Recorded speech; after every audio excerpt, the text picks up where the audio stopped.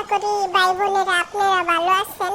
তো আপনাদের দোয়ায় আশীর্বাদে আমিও ভালো আছি।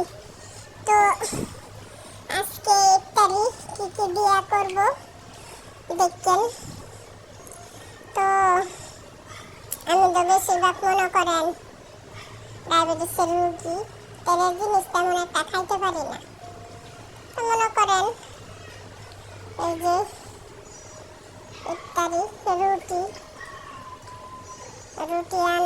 আনছে আপনার ভাইজান, আর এই যে পোলাও আর টিকা, ওগুলা দিয়ে মনে করেন আমরা ইফতারি করব। আর রুটি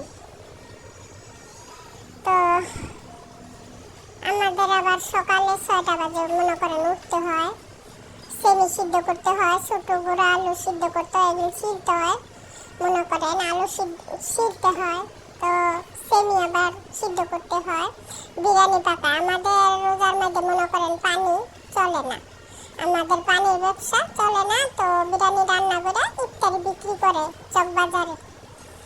তো মনে করেন এই